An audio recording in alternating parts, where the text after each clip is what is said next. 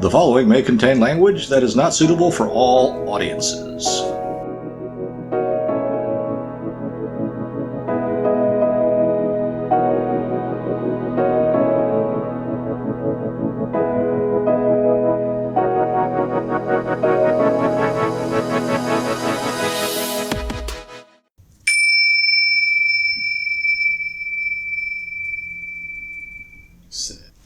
So a lot of stuff has been going on this week, the past couple of weeks.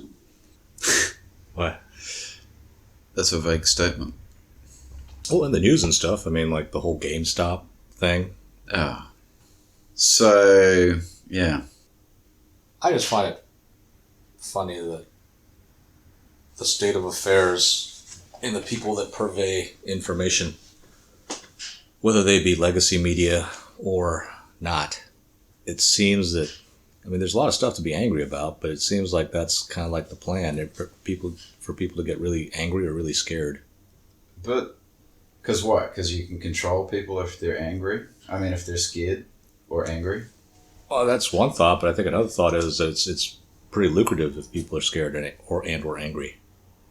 Like with the GameStop stuff, you know, I thought it was kind of funny that there were folks on Reddit that were figuring out that like GameStop was shorted 140% of the shares that are actually out there in existence. So what is shorting a share? Because people always talk about that. Okay, so if I remember correctly, basically to short sell a stock, if I was to short sell a stock, I think that this stock is going to go down in value. So I go to somebody that owns the stock, like you. Right? And I borrow those shares from you. Okay. I don't pay you for them, I just borrow them. Okay. Right? And I think there's a set limited time, maybe a week or so. And if in that time the share price goes down, right? Mm-hmm. I sell it. Sell the stock that I don't own, that I borrowed from you. Right. At a lower price. Okay. And then what's... No. So short selling is, so I get the shares, I sell them. Okay. Right? And my shares. Yeah, that I borrowed from you at a higher price, at whatever price it is. Let's say it's at $20. Okay. And I think it's going to go down low. Right. And let's say within the time I sold it, right? And then it goes down $2 or so. Well, they're wanting to do more than for it to go down $2, like, right. You know, $10 or even down to $1. Okay. Then that's when I buy it back. Oh shit. So let's say I sold it 20 because I borrowed them from you. I put them on the market to sell, right? Mm-hmm. I've got a week or however many. Let's just say for example, it's a week is the short sell period. So I get the shares from you at $20 and I sell it. And I get $20 per share, right? And within the time, it goes down to like $1 a share. Right. Then I buy them back. Okay. I give you back the shares that I bought for $1. Okay. And I pocketed $19 a share. Oh, shit. Right? But if the price goes up after I've sold them, right? That means I got to buy those back within a certain amount of time. Oh, and that could break the bank. Well, it does. That's what happens. That's the movie, right? That's The Big Short or whatever. Yeah, but that's what happened on the Reddit thing. So basically, all these Reddit guys saw that it was in a short position, but for the number of stocks that were out in existence, there was like 140% of the stock. So they were shorting shares that don't even exist. Oh. Now, not a big deal. If it keeps on going down, then I can make money off of it. But let's say it went up. Mm-hmm. Now I've got to buy those back to give to you because to give back to you. That's part of the agreement, right? And so what the Reddit thing was, that's why the GameStop shares went up to like I think something like $400 or $500. How much did they jump? Like hundreds of dollars. Significantly. Right. And so all these hedge funds that were doing this, that were in a short position, now they have to get money to buy back those shares. Oh crap! And the big to do, the big hubbub was that was among all the non-legacy folks, non-legacy media folks, was they basically halted trading and all that junk. Right. They did stuff that basically would ensure that the price of it would go down. Yes. Like they wouldn't let people buy anymore; they could only let them sell. Yeah, I heard I just heard the end of it. I heard the interview with the guy from Robinhood, which you probably heard. Well, I didn't. I don't pay attention to that. That was all over the right, radio. And so a lot of the people were sitting there saying, "Oh, so basically what they're doing is trying to take care of themselves." All these people in the media are trying to take care of themselves. Like a couple of other hedge funds loaned money, like gave money to Robinhood to help cover their position. Right. And Robinhood's just a market, right? I think Robinhood's an app. Right. And, Elizabeth Warren came on the news, Legacy Media came on the news, and all kinds of disinformation was coming out. They say it was disinformation. Right. And there were several people that were pretty unhappy about what was going on because they're saying, okay, so basically what they're saying is if you lose all your money as a normal schmuck, that's just the market. But if they start losing their money, then they're like, oh, no, we can't have this. We gotta save it.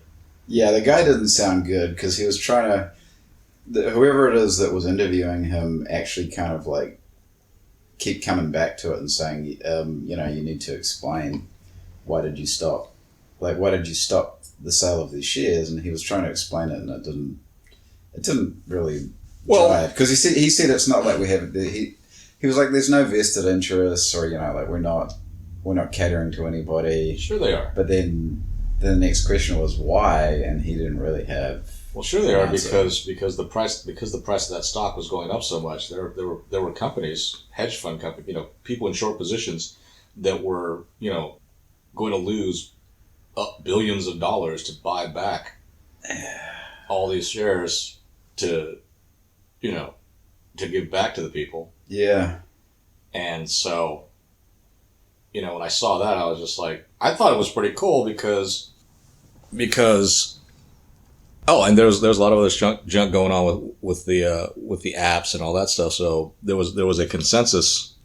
When I say consensus, I only listened to one. I was only listening to one podcast that was talking about how basically, they were trying to prop up these hedge funds, the cronies, the people, the establishment, the folks that were making all this money, that were in fact, for lack of a better word, cheating.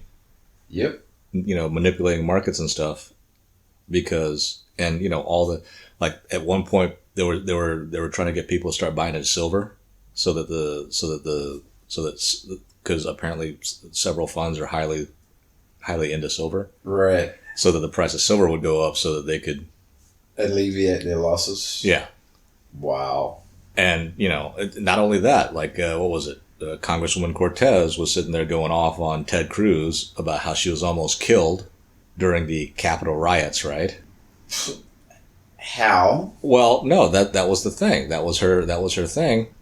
And now it turns out that she was full of crap.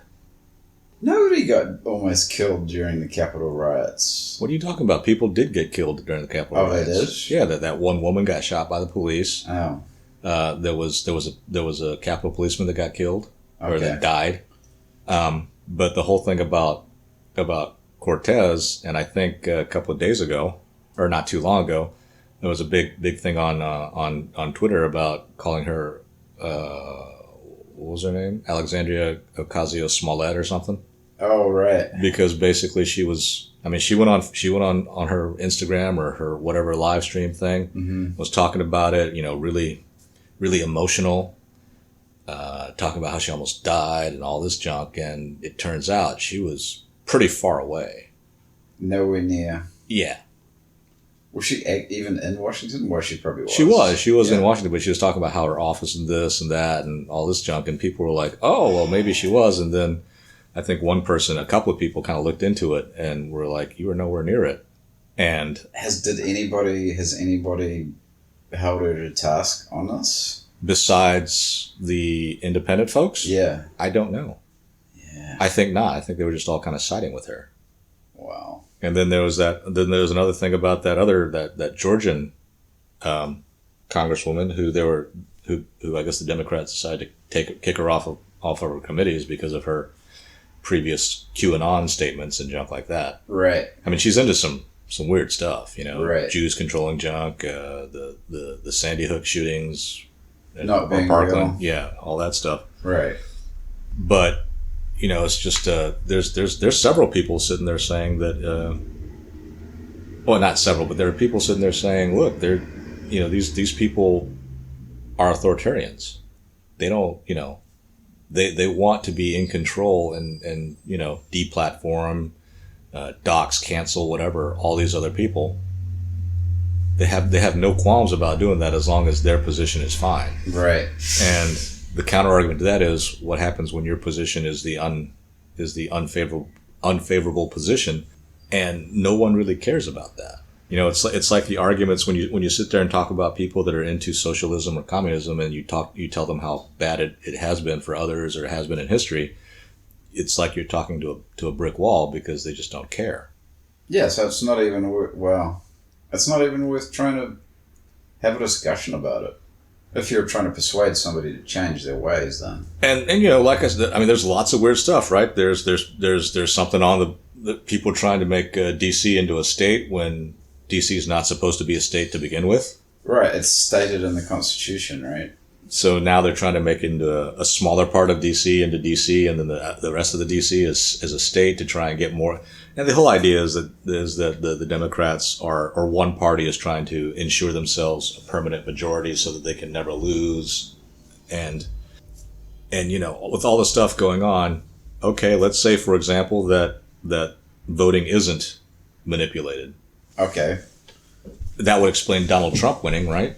When he won in 2016. Yep. This whole idea of like, I don't think that you can have that much control over a country unless that country's kind of small.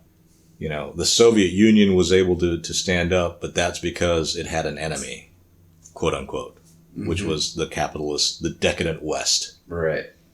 I mean, supposedly the Berlin Wall was called like the anti-fascist blockade or something. But there's all the stuff that's been going on. It just makes me kind of sit there in the news, and it just makes me sit there and kind of go, wow. This is like, remember how you said there's like a whole lot of weirdness coming? Yeah, and it's kind of funny because there are people that are, and that's the thing. So there are people really mad because all the potential rights, freedom of speech, freedom of speech, the insurance that under the Second Amendment that you can have firearms and all this junk.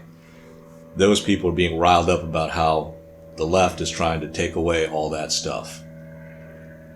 And on the left, they're going nuts about how, all these white supremacists are trying to kill the country. And both sides could be correct, I suppose. But I'm just wondering why there's so much investment in getting everyone so riled up. I mean, I don't know if it's just about control. It could be, but maybe the way the system's set up, that type of anger actually does stuff. Get some kind of, because I don't think it's possible to have like a utopian one side system.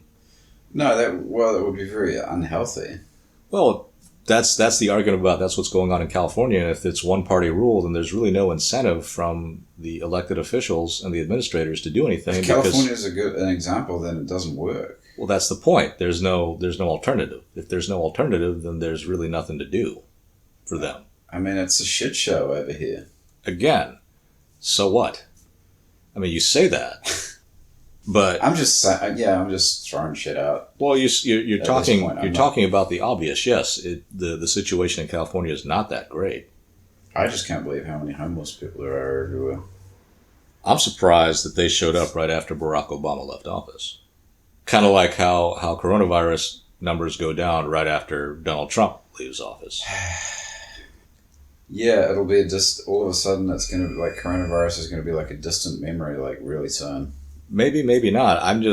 I think that there are enough things going on that people with any kind of intellectual curiosity should sit there and go, wait, what? And that just doesn't seem to be happening. And I don't think that's a good idea. Yeah, I don't know if it's going to happen.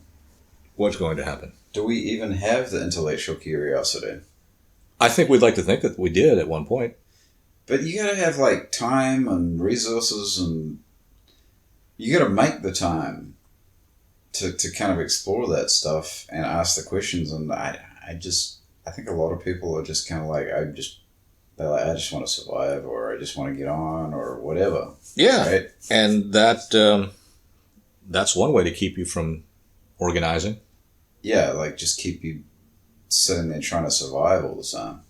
That seemed to be the situation in ancient times. Yeah, well, nothing's changed then. I don't think, yeah, you're right. I don't think anything has.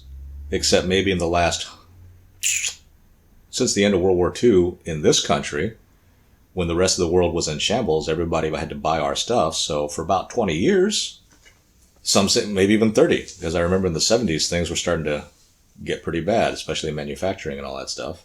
I mean, you can only like make changes if you're like a big group of people, right? I mean, that's what they say. What can one person or a small group of people do? Well, if it's a bunch of, well, that was kind of the argument about the cheating in the elections, where everyone's saying, well, there's no widespread cheating going on.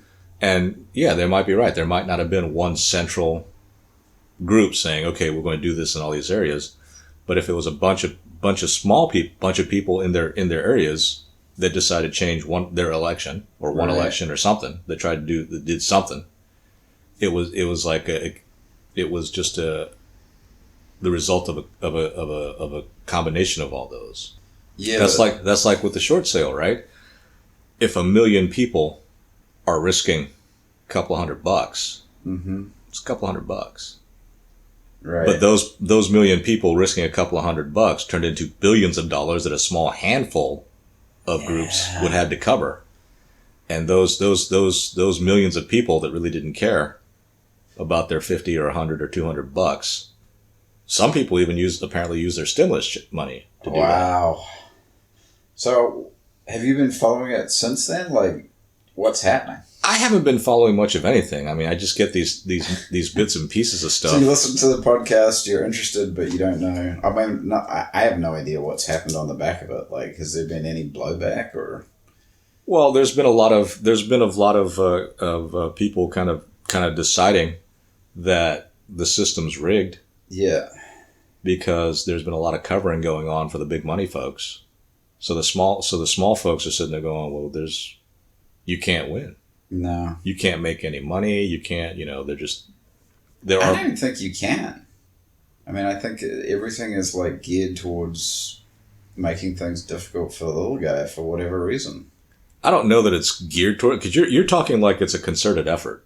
And I think, I think it's kind of coincidental, because it's not one mega group, or maybe it is, but it's not just one giant group controlling everything. But what about things like I think it's about things like food prices, right? Like we've talked about this before. I don't remember if it was on or off the podcast, but like food prices, you made the point, which I didn't know, but you made the point. You're like, the cost of production for a lot of major food groups has not changed in a long time, and yet food prices keep on matching inflation. Now that's because of inflation. You print a whole bunch of money, so that's why I don't think that the whole minimum wage thing, the whole economic stimulus, it doesn't. I'm in disagreement with other economists that say you can spend your way out of a depression. I think that's the Austrian, Vienna. Anyway, it's the Viennese. It's a school of economic thought. Okay, that you can. Yeah, that if you spend enough, and Joe Biden is kind of on board with that. He's like, well, you just didn't do enough, and that's like the whole commie folks, right? Well, the whole reason why communism never succeeded is because it's never been done full bore. Yeah. And I'm sitting there going, well, if it's done full bore, what if there's nobody left? To which I'm just like, I don't know. I mean, I'm really at the point where I really have ceased to care about a lot of things. And while I don't want the world to burn, I'm sitting there going, well, if it burns, I want to be burned the least. See, I'm always like, that would never happen. That could never happen. That could never happen. It's happening now. And you're always like, why not? Saying it could never happen, that's just bias. If you've never seen it happen, then you're like, it can never happen. See, you're still following stuff, like at least at an independent level. I've gone full bore, like I don't even like. I'm not even watching the news or listening to radio or watching anything. Like I'm just like oblivious now. I don't know if that's good. I only follow it because I like to play my Microsoft suite of games. You know, Solitaire, Free Cell, Spider Free Cell, or Spider Solitaire. You know, Mahjong, and I want to have something to listen to while I'm playing those games. And, you know, so that stuff is on in the background. To say that I follow stuff is, I think, being very generous about how I spend my time. That stuff is on the background while I'm playing my little... So we're still low fact then over here.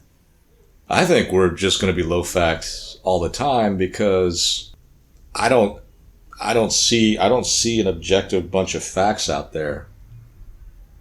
There are a few, but, you know, there are facts, and everybody uses their facts to come to their conclusions, but I think there's only 4 or 5 facts out there that are true and concrete. You take subsidiary facts to move the needle one way or another. You know, the popular stuff out now, you know, on the big tech stuff, on the legacy media stuff, is basically everybody that was protesting, that was at the Capitol riots, were all white supremacists. Which is not true. But on the flip side, to sit there and say that everybody's following the big tech, everybody that's on the left wing side of stuff are all communists, that might not be true either.